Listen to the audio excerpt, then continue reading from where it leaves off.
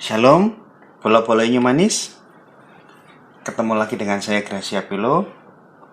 Pagi hari ini saya ingin memberikan postingan ikut nimbrung mengenai masalahnya Paul Zhang yang lagi viral.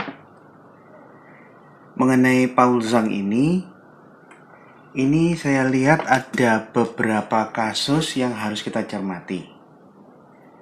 Pertama, di mata saya, Paul Zhang dengan berbagai cemooh kata-kata kasar dan kotornya terhadap agama lain itu sedang berurusan dengan hukum dengan undang-undang kasus penistaan agama. Satu, di mana undang-undang kasus penistaan agama ini problematik karena kelihatannya undang-undang penistaan agama ini sebuah undang-undang produk hukum yang efektif untuk menindas, menekan yang minoritas. Sedangkan banyak sekali kasus penghinaan, penistaan dari ulama-ulama tertentu seperti Ustadz Abdul Somad, Ustadz Kainama yang menafsirkan sembarangan Kidung Agung Mahmadim ditafsirkan dengan segala kebodohannya seakan-akan itu nubuatan untuk Muhammad.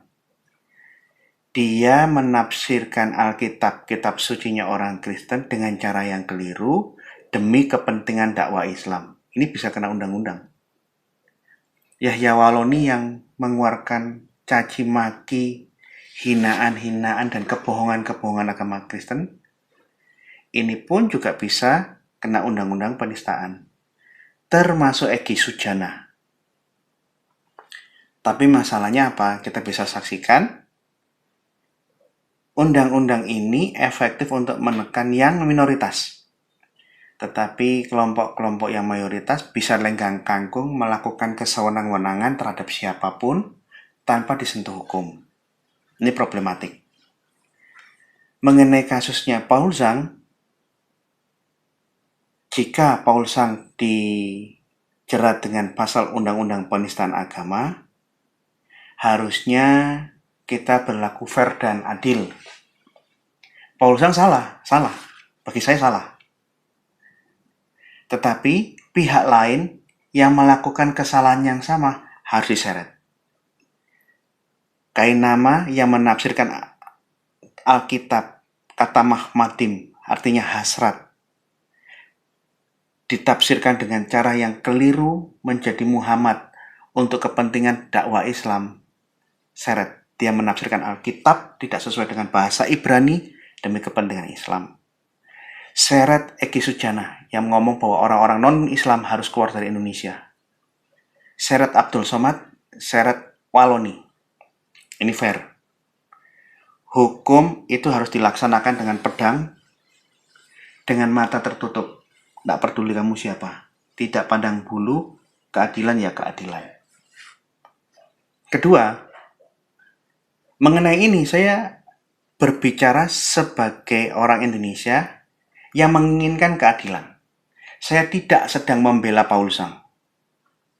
Karena di mata saya, Paul Zhang ini bukan pembela iman Kristen. Dia bidat yang menyerang dan menghancurkan Kristen dari dalam.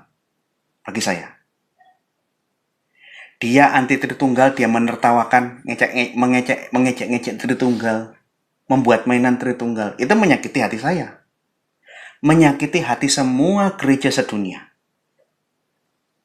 Bahkan orang yang pernah ikut memberikan bantuan donasi sponsor supaya dia sekolah di Jerman, pernah telepon saya. Dia geleng-geleng, dia orang Kudus. Orangnya telepon. Saya kecewa Pak Gracia, saya mendonasikan uang saya berserta kawan-kawan mensponsori Paul Zhang untuk sekolah di Jerman. Dan kemudian istrinya ikut ke sana. Kami yang mensponsori. Ternyata setelah dia ke sana, bukannya dia menjadi baik, malah dia menjadi aliran sesat yang menghina, menyerang kekristenan, menyerang Tritunggal. Saya kecewa. Bagi saya, Paul Zhang yang menyerang kekristenan, menyerang iman Kristen, dia bukan pembela Kristen. Dia kelompok ajaran sesat. Selain dia narsis dan mendapik dada sebagai nabi yang ke-26, Bahkan di dalam sebuah grup WhatsApp, saya terlibat di dalam grup itu, ada orang memberikan masukan. Lihat, ini, Paul Sang selain ngomong dia adalah nabi yang ke-26 setelah Muhammad, dia suatu saat nanti akan menjadi Allah. Alasannya di dalam dirinya ada Roh Kudus, sehingga dia akan mengalami pengilahian menjadi Allah kemudian hari. Sayangnya saya keluar dari grup itu sudah bubar, dan saya tidak bisa menelusuri. Jadi kalau ada kawan-kawan yang sempat melihat Paul Sang mengatakan suatu saat nanti saya akan menjadi Allah, karena di dalam saya kan ada roh Allah, tolong kasihkan kepada saya linknya itu atau download filmnya. Saya hanya mengikuti diskusi di grup WhatsApp itu. Kalau Paul Sang sampai benar mengucapkan seperti itu, artinya Paul Sang juga memiliki kepercayaan dia panteisme seperti Mormon. Ada banyak politeisme, ada banyak Tuhan. Di dalam doktrinnya Mormon, siapapun anggota Mormon suatu saat nanti, dia akan mengalami teosis, pengilahian, sampai tataran menjadi Allah-Allah Tuhan-Tuhan yang baru. Ini ajaran sesatnya Mormon. Jadi menurut saya jika benar seperti ini, maka di mata saya Paul Sang ini bidat penista agama Kristen, dia pengajar sesat, dia menyerang iman Kristen. Dia bukan apologet Kristen.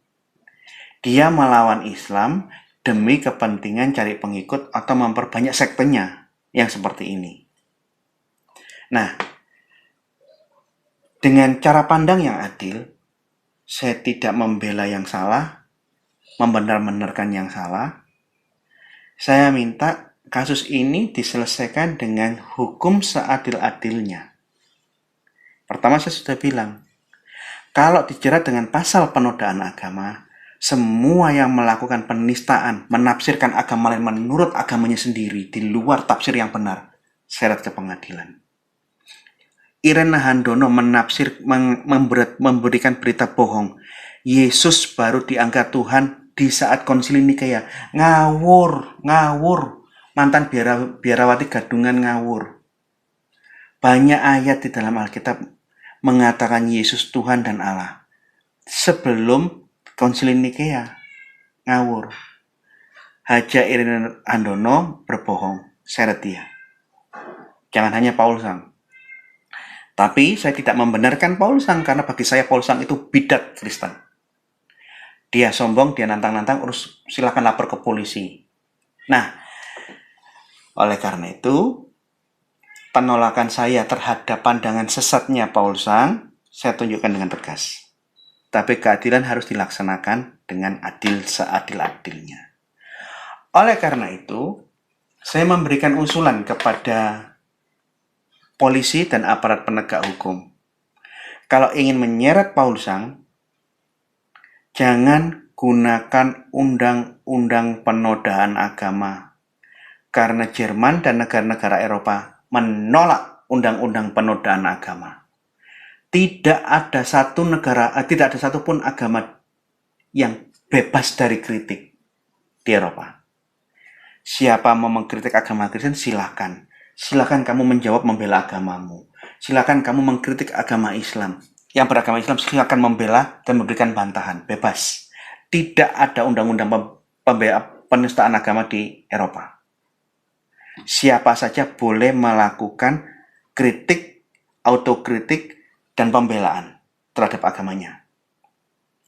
Jadi kalau polisi menggunakan jalur Interpol mengejar Paul Sang dengan undang-undang penodaan agama, jalanmu buntu begitu dia berada di suatu negara yang tidak mengenal undang-undang penodaan agama. Himbauan Anda, upaya Anda akan menemui jalan buntu. Karena mereka menolak undang-undang itu. Semua manusia bebas melakukan kritik kepada siapapun. Dan dia bebas dikritik oleh siapapun. Kebebasan berpendapat itu dijaga, dijunjung tinggi di Eropa. Saran saya, untuk polisi yang menggunakan jalur Interpol, gunakan undang-undang ITE. ujaran kebencian, kata-kata kotor, penghinaan di media massa melalui Undang-Undang ITE. Insya Allah, kalau polisi Interpol melakukan upaya hukum dan menggunakan jalur Interpol, polisi internasional, mengejar Paul Sang dengan Undang-Undang ITE, upaya Anda akan didukung oleh semua polisi. Karena Jerman, negara-negara Eropa menjunjung tinggi perbedaan pendapat silakan, tapi jangan menghujat, provokasi, mengujarkan kebencian. Ujaran kebencian, provokasi untuk perpecahan itu ditolak di Eropa. Jadi jangan gunakan undang-undang penistaan agama untuk Paul Sang. Begitu kalian menggunakan undang-undang penodaan agama untuk Paul Sang, kita berhak menuntut yang sama. Ustadz-ustadz yang sekian banyak yang menghina, menginjak-injak agama Kristen, melecehkan, menertawakan. Bahkan ada ustadz yang mengatakan orang kafir itu lebih hina dari binatang. Pada waktu kasusnya Ahok, itu rekamannya beredar di mana-mana. Tangkap, adili. Oleh karena itu, tanpa saya membela Paul Sang, karena saya tahu dia salah dan di mata saya dia bidat yang menyerang iman kekristenan. Dia bukan pembela Kristen. Dia hanya cari nama dan sensasi untuk dirinya. Dia mengumbar kata-kata. Dia punya banyak kosakata yang rendah, yang hinaan-hinaan terhadap agama lain. Dan dia punya misi untuk mengembangkan ajaran-ajarannya yang menyimpang menurut saya.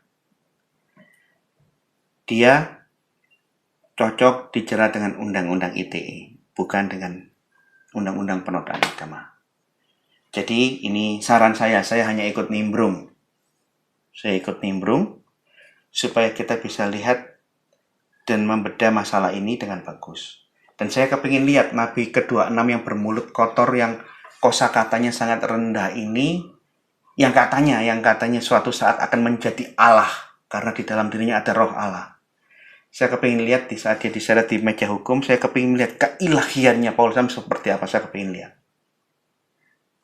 Oke, terima kasih, shalom. Ayo berapologetika. Polo-polo ekumenis, berapologetika tidak sama dengan berbohong dan menfitnah. Berapologetika itu membela iman kita di saat iman kita diserang, disalahpahami agama yang lain. Kita menggunakan hak jawab kita karena kamu mendahului, kamu yang duluan. Tetapi apologetika bukan melakukan perbuatan yang sama rendahnya dengan mereka, menghina, menginjak-injak, menista, mencemooh, mengolok-olok agama lain. Tidak boleh seorang apologet memfitnah. Oleh karena itu di setiap postingan saya tunjukkan cara berapologetika yang beradab. Berapologetika membela iman saya dengan saya menunjukkan penjelasan yang baik dan menunjukkan dokumen-dokumen yang otentik. Ini yang saya tunjukkan dari semua postingan-postingan saya. Saya menolak fitnah agama lain. Saya menolak menghina, menginjak-injak, melecehkan agama lain. Saya menolak melakukan hal-hal yang rendah seperti yang dilakukan Paul Sang. Saya berapologet dengan gaya saya, yaitu apologet dengan menggunakan data. Apologet by data. Saya beradab, saya punya harga diri, saya pantas membela iman saya dengan cara-cara yang santun dan beradab. Demikian, ini postingan saya. Shalom, Tuhan memberkati.